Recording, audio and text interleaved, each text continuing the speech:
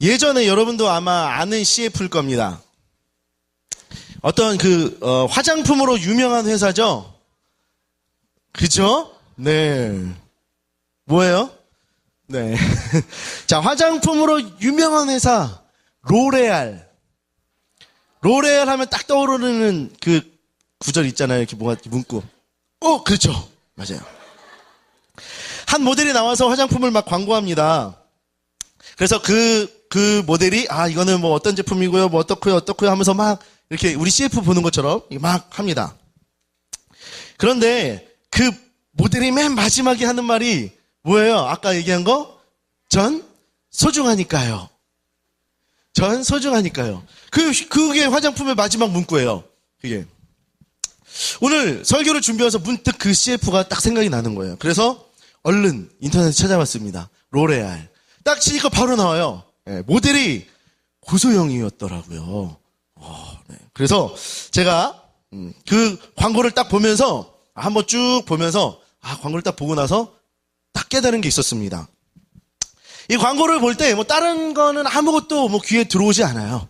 그냥 눈에 잠깐 고소영 들어오고 그다음에 마지막에 전 소중하니까요 라는 이 문구 하나가 딱 들어오는 겁니다. 그런데 로레알 하고 딱 생각하니까 이 문구 하나만이 생각이 났는데 이 문구 안에 이 광고의 모든 게 다 들어가 있다는 거예요. 이 문구 안에. 먼저 이 말은 사람들에게 내가 소중하다라는 것을 깨닫게 합니다. 바쁜 일상을 살아가는 사람들이 자신을 이렇게 전혀 돌아볼 수 없는 그런 시대 속에서 내가 소중한 존재구나라는 거를 그 CF를 통해서 계속해서 얘기하고 있다는 거예요. 여러분, 우리가 이렇게 바쁜 시대를 살아갈 때 여러분이 소중한 존재인 것을 이렇게 인식하며 살아가고 있습니까?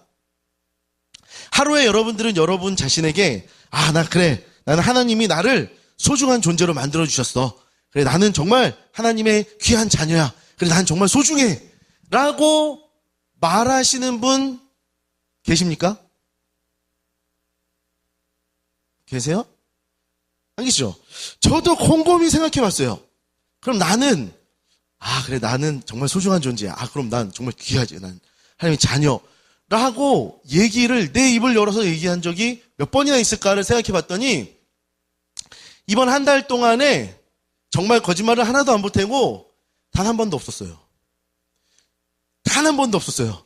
그래 기훈아, 너는 하나님 소중한 존재야. 넌 소중한 사람이야. 그럼 한 번도 없었어요.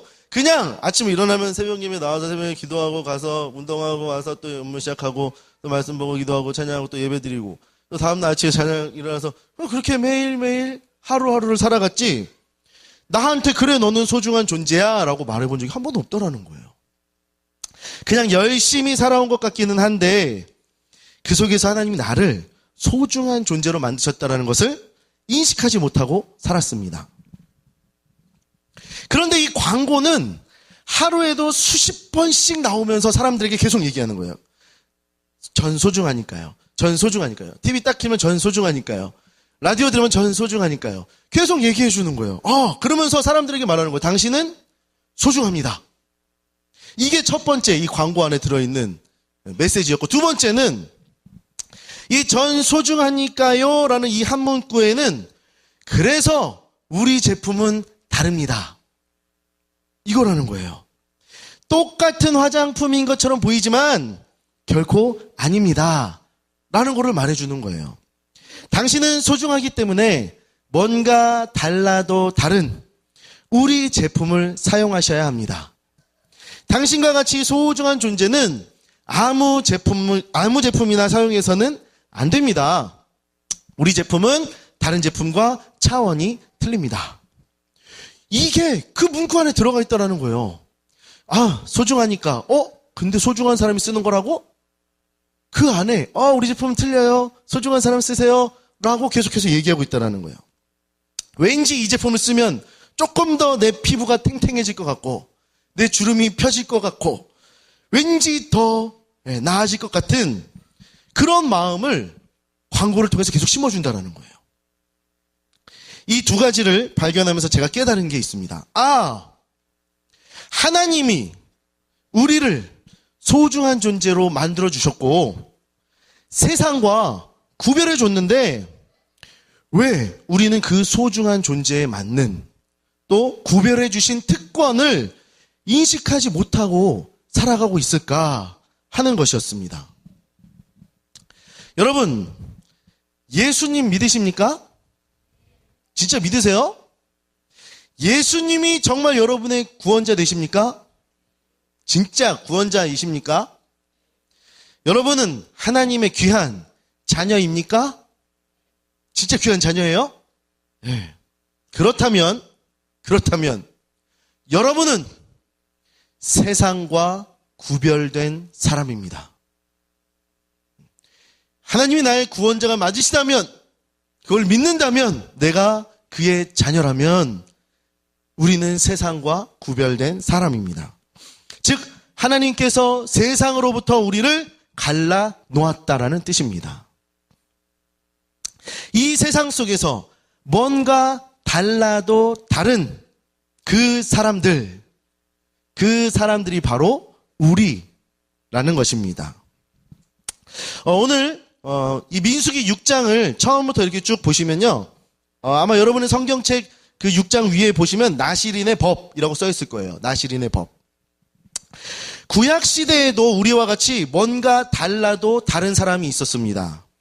그리고 성경은 그들을 나실인이라고 부릅니다. 이 나실인은 자기 몸을 구별해서 여호와께 드린 사람이에요. 자기 몸을 다른 사람들과 구별해서 여호와께 드린 사람입니다. 자기 몸을 세상과 갈라놓고 하나님께 드렸다는 그 사람이 바로 나실인입니다.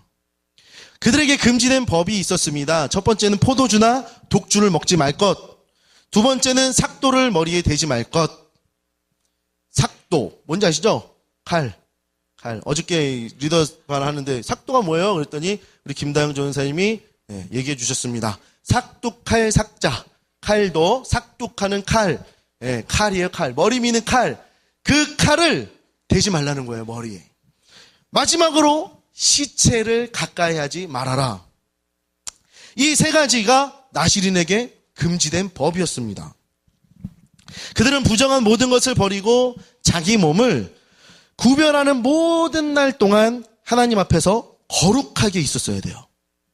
철저하게 세상의 그 부정한 것을 멀리하고 하나님이 말씀하신 명령을 따라 거룩하게 구별되어 살아야 했습니다. 그런데 지금 이 시대에도 그렇게 구별된 사람들이 있습니다. 예수 그리스도로 인해 거룩하게 구별된 사람, 누굽니까? 저요. 여러분입니다. 우리가 바로 이 시대를 거룩하게 구별되어 살아가는 나실인, 이 시대의 나실인이라는 겁니다. 결국은 우리와 나실인은 시대는 다르지만 동일한 모습으로 살아야 하는 사람입니다.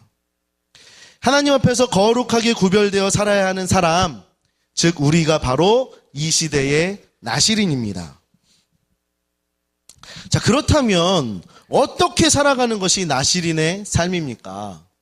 이 율법은 벌써 예수님이 다 이루셨어요. 그냥 다 완성시키셨어요. 이제 법은 우리에게 중요하지 않다라는 거예요. 그런데 그러면 우리는 이 시대의 나실인이라고 하는데 우리는 무엇을 지키며 어떻게 살아가야 나실인의 삶을 살아가는 것일까요? 민수기 6장 1절부터 오늘 읽은 이 21절까지의 이 말씀을 보면 가장 많이 나오는 단어가 두 개가 있어요. 가장 많이 나오는 단어 두 개. 하나는 자기 몸을 구별하여, 다른 하나는 여호와께입니다. 자기 몸을 구별하여 여호와께. 민수기 6장 1절에서 21절을 보면서 이렇게 해라, 이렇게 하지 말아라, 저렇게 해라, 저렇게 하지 말아라, 뭐 이거는 이렇게 하고 저건 저렇게 하고, 이런 단어들을 쭉 빼고 딱 보니까 남은 게 뭐냐면 자기 몸을 구별하여 여호와께가 남는다는 거예요. 즉 우리는 이 시대에 자기 몸을 구별하여 여호와께를 살아가면 됩니다. 자, 우리 이 시간에 한번 같이, 되게 졸려요. 그래서 같이 한번 외쳐봅시다. 자기 몸을 구별하여 여호와께. 한 번 더. 자기 몸을 구별하여 여호와께. 네. 그럼 어떻게 하는 것이 자기 몸을 구별하여 여호와께를 사는 삶입니까? 이 답을 신약에서 아주 명확하게 정리해 놓은 말씀이 있습니다. 한 절로 딱 정리해 놓은 말씀이 있어요. 그게 뭡니까? 우리 함께 로마서 12장 2절 말씀을 읽어봅시다. 시작.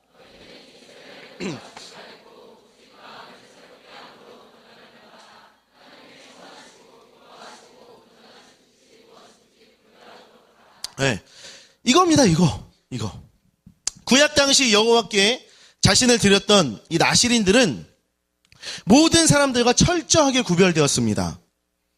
하지만 중요한 것은 그들은 세상을 벗어나서 살아간 것이 아니라 세상 속에서 살았습니다. 나실인으로 이렇게 서원하고 어디 저기 멀리에 혼자 이렇게 산에 머리 깎으면 안 되죠. 삭도 되지 않아서 그냥 들어간 거예요. 산에 들어가서 혼자 사는 것이 아니라 뭐 어디 성전이나 성막이나 이런 데서 그냥 혼자 살아간 것이 아니라 철저하게 세상 속에서 세상 사람들과 함께 살아갔습니다. 이 나실인의 정의를 보면 그렇게 되어 있어요.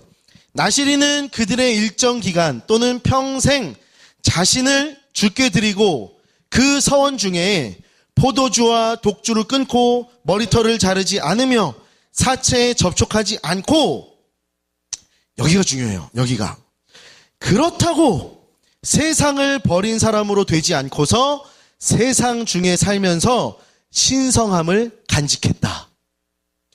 세상을 버린 사람이 되지 않고서 세상 중에 살면서 신성함을 간직했다. 즉, 이 세상 속에서 그 세대를 본받지 않고 몸과 마음을 거룩하게 하여 구별된 사람. 그 사람, 로마서 12장 2절에 말하는 그 사람이 바로 나실인이라는 겁니다. 여러분, 이제 이 나실인, 이 시대의 나실인인 우리가 어떻게 살아야 할지 정답이 나왔어요. 정답이 나왔습니다. 뭐예요? 첫째로 어떻게 하래요? 로마서 방금 읽은 말씀 중에 바울이 뭐라고 합니까? 뭐 하지 말라고 해요? 이 세대를 본받지 말아라. 이게 첫 번째 할 일이라는 겁니다. 여러분, 이 세대를 크게는 우리가 살아가고 있는 이 모든 세상적인 것으로 볼 수 있고, 또 작게는 우리의 삶으로 볼 수 있습니다. 그리고 그 속에 우리가 본받지 말아야 할 것들이 있다라는 거예요. 먼저 우리가 이 세상 속에서 가장 많이, 그러니까 이 큰 세상 속에서 가장 많이 영향을 받는 것이 무엇이 있을까요? 정말 많은 것들이 있겠지만 그 중에서도 문화가 아닐까 생각합니다. 문화. 우리에게 가장 밀접하게 아주 예민하게 막 영향을 주고 있는 것들이 아마 문화라고 생각합니다. 많은 미디어와 문화는 더더욱 분별해야 합니다. 문화의 힘은 정말 대단합니다. 요즘 문화를 이끌어가는 선두주자가 있어요. 그렇죠. 싸이. 저는 좀 비슷하게 생겼어요. 키 작고 배 나오고, 땀 많이 흘리고. 자, 얼마 전에 목사님하고 이 문현일 목사님하고 이 싸이에 대해서 어떻게 얘기를 하게 됐습니다. 근데 그때 싸이에 대해서 얘기를 하면서 나눴던 것이 뭐냐면, 도대체 아무것도 아닌데 이 미디어가 마치 이 대단한 것처럼 만들었다라는 거예요. 여러분, 싸이가 잘생겼나요? 여러분, 키가 큰가요? 몸이 좋나요? 도대체 아무것도 아니에요. 진짜 키 작고 배 볼록 나와가지고 얼굴 크고 그런 사람을 세상이 대단하게 만든 거예요. 뮤직비디오, 춤, 가사, 내용이 전혀 없다라는 거예요. 보면 내용이 하나도 없어요. 뮤직비디오를 영화처럼 멋있게 만든 것도 아니고, 뭐 이렇게 춤도 막 다른 아이돌처럼 화려하게 추는 것도 아니고, 그렇다고 가사가 뭔가 이렇게 좀 고급스러운 뭔가 단어나 뭐 그런 표현이 된 것도 아닌데, 왜 도대체 이 싸이가 전 세계적으로 이슈가 됐냐라는 거예요. 이건 분명 그 안에 무언가 있기 때문이라는 겁니다. 문화 평론가들이나 전문가들은 그렇게 얘기합니다. 누구나 따라할 수 있는 안무와 우스꽝스러운 모습들, 그리고 쉽게 따라 부를 수 있는 리듬, 이런 것들이 싸이를 최정상으로 올려놨습니다 라고 말합니다. 정말 그게 답니까? 여러분, 정말 그게 다예요? 정말 그런 것이 싸이를 정상으로 만든 겁니까? 절대 아니라고 생각합니다. 그 뒤에는 이 세상 문화를 조정하는 영적인 것이 있다라는 거예요. 영적인 것. 사람들로 하여금 분별할 수 없게, 그리고 마치 그래도 되는 것처럼 만들어버리는 것이 이 세상 영이라는 겁니다. 그렇게 생각하는 사람도 있을 거예요. 전도사님 싸이 노래 듣고 춤추는 게 뭐 그렇게 심각한 문제라고, 뭐 죄예요 라고 생각하는 사람들이 있을 거예요. 하지만 천만의 말씀입니다. 여러분, 싸이 콘서트를 보면 늘 상징처럼 함께하는 게 있습니다. 그게 뭐예요? 여러분 혹시 보셨나요? 그죠, 참이슬. 그죠? 참이슬. 그리고 싸이는 늘 콘서트마다 하는 게 있어요. 여자 가수 패러디. 그리고 싸이가 추구하는 게 있습니다.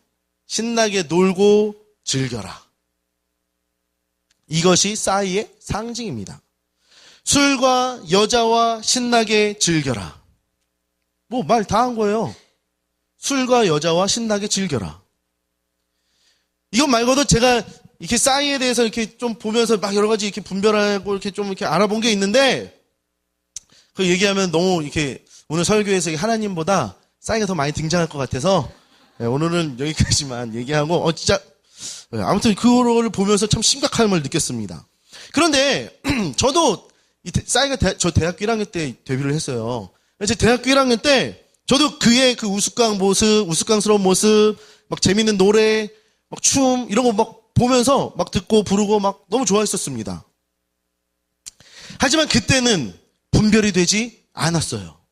그걸 보고 따라 부르면서도 그게 분별이 되지 않았어요.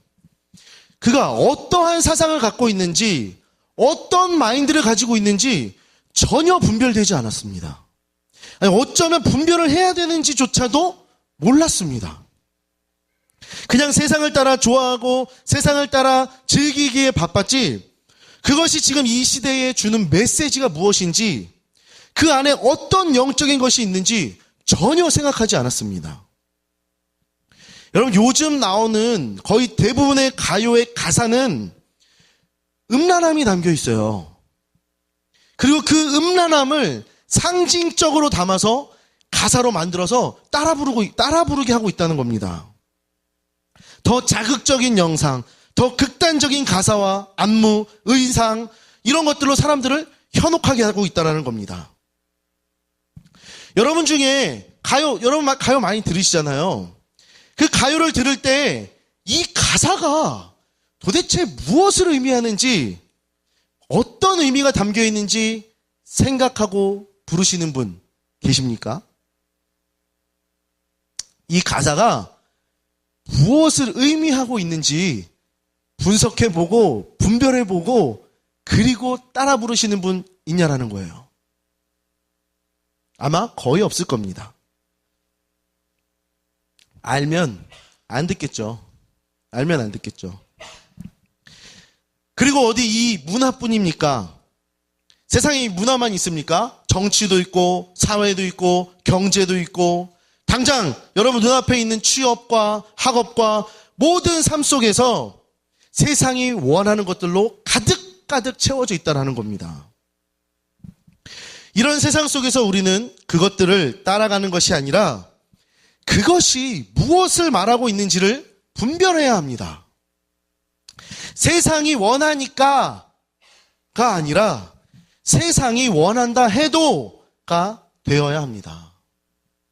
많은 사람들이 따르는 대세를 따르는 것이 아니라, 이 세상이 원하는 것을 하는 것이 아니라 우리는 분별하고 그것들을 본받지 않아야 합니다.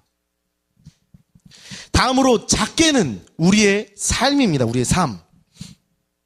여러분은 하루를 살아가면서 어떤 말과 어떤 생각을 가장 많이 합니까?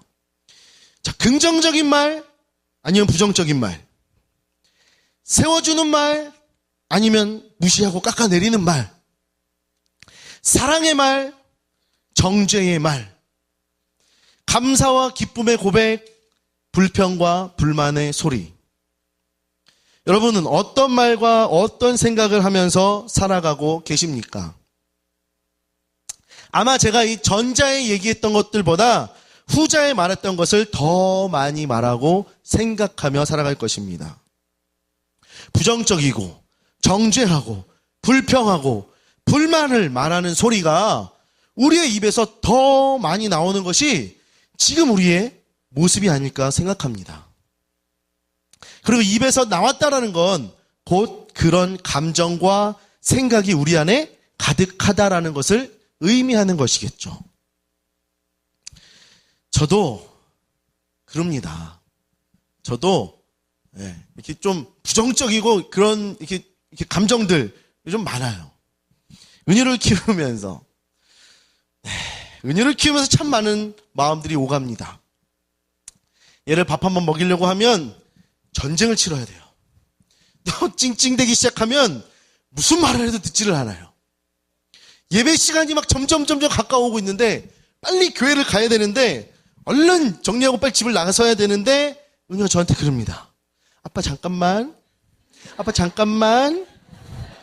집안을 난장판을 만들기 시작합니다. 집안을. 그리고 도무지 움직일 생각을 안 해요. 정말 인생 최대의 인내심을 하루하루 갱신하며 살아갑니다. 오늘 이만큼 넘지 않겠지 하는데 이만큼 내일 또 넘어요. 내일 이만큼 넘지 않겠지 하는데 그 다음날 또 넘어가요. 매일매일 갱신합니다. 벌써 속으로는 너 정말 애기라서 다행인 줄 알아라. 정말 수없이 막 진짜 말도 안 듣고 막 화가 나는 거예요. 그런데요, 제가 어느 날 새벽 예배를 가려고 새벽에 이렇게 딱 일어나서 침대에서 자고 있는 이 은유의 모습을 이렇게 딱 바라봤어요. 그런데 마음이 얼마나 안쓰럽습니까? 정말 이 천사와 같이 잠들어 있는 이 은유의 모습을 보면서 그런 생각하는 거예요. 참, 얘가 정말 아기가 있어서 아빠의 말을 듣지 않는 것도 아닌데, 정말 부모를 싫어해서 그렇게 반항하는 것도 아닌데, 참 그런 마음이 드니까 마음이 너무너무 안쓰러운 거예요. 그리고 너무 이 은유한테 미안한 겁니다. 이 눈앞에 보이는 이 모습 속에서 그저 그 문제와 그 상황만을 보니까 막 그냥 계속 불평이 나오고 화도 나고 막 분냄도 나고 막 짜증도 나고, 그러면서 이 아기에게 참 그렇게 했던 그 모습들이 정말 가라앉으면서 그런 고백이 되는 거야. 정말 하나님, 그냥 이 자체가 감사인데 정말 왜 감사하지 못하고 기쁨과 감사로 고백하는 것이 아니라 정말 분냄과 불평과 짜증으로 이 은유를 대했을까요? 하면서 정말 마음으로 회개를 했습니다. 그리고 그날 또다시 인내심을 갱신했어요. 그렇게 회개해도 그날 또 되면 그날 또 한 번의 인내심을 갱신하는 겁니다. 우리의 삶 속에서도 이렇게 분명히 우리에게 큰 영향을 주는 것들이 있어요. 그것이 감정이든 생각이든 말이든 우리는 그것을 통해서 우리에게 미치는 영향력을 받고 살아갑니다. 그런데 중요한 건 뭐냐면 그 영향력이 우리 가운데 임할 때 그걸 막아야 된다라는 거예요. 막아야 된다라는 겁니다. 본받지 말아라. 내 삶에서 본받지 말아라. 그걸 막으라는 거예요. 세상적인 영향력도 막고 내 삶에서의 영향력도 막고, 이것이 이 시대의 나신으로 살아가는 첫 번째 방법이에요. 첫 번째 방법. 두 번째 방법은, 바울은 이 세대를 본받지 말고 어떻게 하라고 합니까? 하나님의 선하시고 기뻐하시고 온전하신 뜻이 무엇인지 분별하라. 이 세상 걸 막고 이제 하나님의 뜻을 분별하라는 거예요. 이게 두 번째 방법입니다. 어차피 이 두 번째 방법이 첫 번째 방법보다 더 중요한 일일 것 같습니다. 제가 곰곰이 생각해 보니까 이 세상에는요, 선한 것이 아무것도 없어요. 하나님이 선한 것을 이렇게 주셔도 그게 우리 손에 들어오는 그 순간부터 악한 것으로 변하더라는 겁니다. 이 세상에 거룩한 것이라고는 전혀 없다라는 거예요. 보이는 모든 것이, 들리는 모든 것이 악한 것뿐이니 어찌 이 세상 속에서 구별되어 살아갈 수 있겠습니까? 그래서 두 번째가 중요한 거예요. 하나님의 뜻을 구하는 것이 중요하다는 겁니다. 여러분, 이런 악한 세상 속에서도요, 하나님의 뜻과 계획은 분명히 있습니다. 나시린을 세상 속에서 살아가게 하신 그 하나님의 뜻이 분명히 있습니다. 그렇기 때문에 노래를 듣고 영화를 보고 인터넷을 하고 직장 생활을 하고 학교 생활을 하고 사람들을 만나고 하는 모든 순간순간마다 우리는 하나님의 뜻을 구해야 합니다. 영화 한 편을 봐도 드라마 하나를 봐도 그냥 보는 것이 아니라 그 속에 담긴 진짜가 무엇인지를 분별해내야 돼요. 왜냐하면 그것이 바로 지금 이 시대의 모습이기 때문입니다. 술, 담배, 음란, 폭력, 이런 것은 누가 원하는 것입니까? 누가 원하는 거예요? 사단이 원하는 거예요. 사단. 정치도 마찬가지입니다. 이번 대선을 기점으로 해서 정말 유독 보수 진영과 진보 이 진영이 그들의 대립이 엄청나게 강해졌어요. 그리고 그게 수면 위로 떠올랐습니다. 보수 세력을 지지하는 사람들은 진보 세력을 욕하고, 진보 세력을 지지하는 사람들은 보수 세력을 욕하고, 네가 맞니 내가 맞니 하면서 막 서로 비난하고 싸우는 모습을 우리는 쉽게 볼 수 있습니다. 여러분, 싸우고 대립하고 비난하고 손가락질하고 분열하고 누가 원하는 겁니까? 누가 원하는 거예요? 사단이 원하는 거예요. 사단.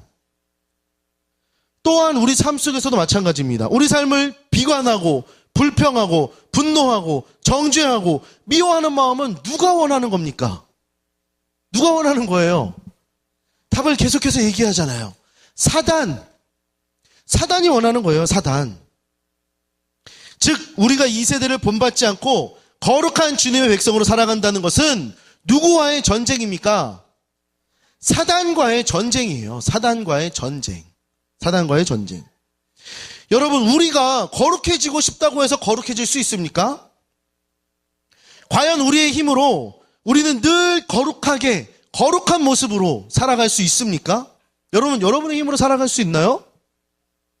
사단이 움직이는데, 사단이 공격하는데 우리의 힘으로 그것을 어떻게 이겨낼 수가 있습니까? 못 이겨요. 우리의 힘으로는 절대로 못 이겨요. 하지만 이길 수 있습니다. 하지만 이길 수는 있어요. 이 세대를 본받지 아니하고 거룩하게 구별된 나시린의 삶을 살아갈 수 있는 유일한 방법이 있습니다. 그것은 바로 십자가와 기도입니다. 십자가와 기도. 이 세대를 본받지 않고 하나님의 뜻을 구별하는 것은 오직 예수 그리스도의 십자가를 의지해서 기도하는 것뿐입니다. 그런데 어떻게 기도해야 합니까? 어떻게 기도를 해야 합니까?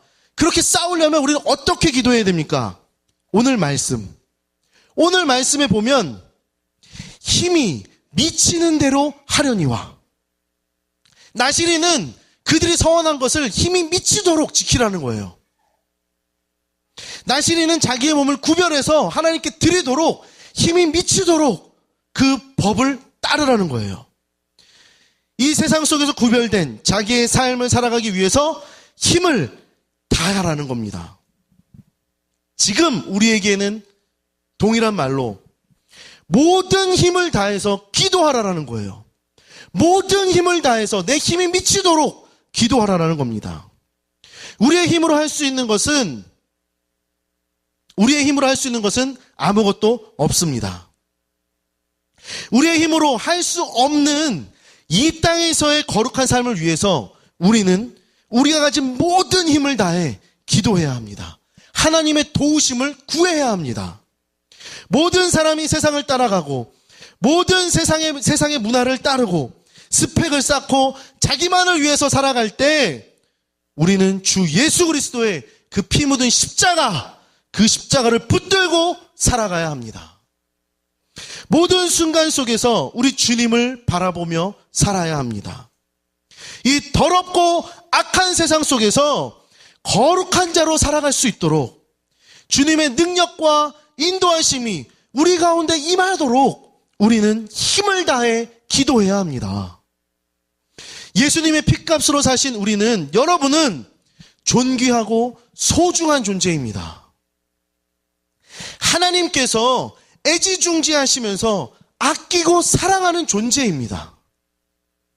더럽고 추악한 이 세상과는 다른, 뭔가 달라도 다른, 그렇게 구별된 하나님의 자녀입니다. 하나님께서는 세상 것으로 인하여 우리의 이 거룩함이, 이 존귀함이 깨질까봐 안타까워하십니다. 소중한 자녀들이, 거룩한 자녀들이 행여 이 세대를 본받을까봐 근심하고 계십니다. 그래서 우리는 이 거룩함을 지키기 위해 십자가를 붙들고 날마다 기도해야 합니다. 이 나시린의 역할을 감당해야 합니다. 여러분, 이 땅을 살아가는 우리는, 구원받은 우리는 주님이 다시 오실 때까지 나시린입니다. 우리에게 주어진 이 나시린의 법은 우리 주님이 다시 오셔야 끝이 나는 겁니다. 그런데 그 날은 멀지 않았습니다. 우리는 이 땅에서 천년 만년 살아갈 것처럼 살아가지만 곧 주님이 다시 오실 것입니다. 우리는 주님 앞에 반드시 서게 될 것입니다. 여러분, 그때 어떤 모습으로 주님 맞이하시겠습니까? 우리는 우리의 신랑 되신 예수님을 거룩한 신부의 모습으로 맞이해야 합니다. 하나님의 뜻을 분별하며 그 뜻에 합당한 삶을 살아가며 그분을 맞이할 준비를 해야 합니다. 힘이 미치는 대로 기도해야 합니다. 이 시대의 나시린, 우리는 그 사명을 다하기 원합니다. 자기 몸을 구별하여 여호와께 이 삶을 살아가시길 바랍니다. 여러분, 세상은 우리에게 너무나 많은 것을 요구합니다. 그리고 그렇게 보여줍니다. 그리고 너희도 그렇게 해봐 라고 말합니다. 그때의 그것을 분별하지 않고 그저 보이는 것만 따라가는 삶이 아니라, 여러분, 주님 다시 오실 그날까지 힘을 다해 기도하는 우리가 되기를 원합니다.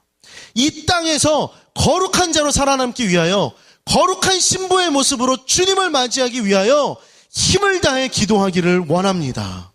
여러분, 그 피 묻은 십자가, 그 십자가를 붙들고 기도하며 나아가는 것이 지금 이 시대의 나시린인 우리가 해야 할 일인 줄 믿습니다. 여러분, 기도 없이는 아무것도 될 수 없어요. 하나님 의지하지 않고선 아무것도 할 수 없어요. 우리의 힘으로 할 수 있는 것 아무것도 없어요. 속는 것밖에 할 수 없어요. 넘어지는 것밖에 할 수 없어요.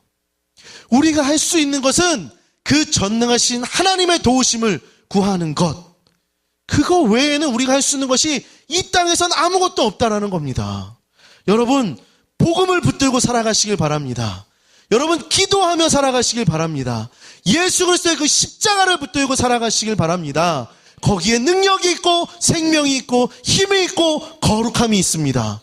여러분, 우리가 바라봐야 할 것, 오직 하나님, 오직 십자가 그 복음만이 우리에게 생명을 더하여 주실 줄 믿습니다. 우리 이 시간에 함께 찬양하고 기도하길 원합니다.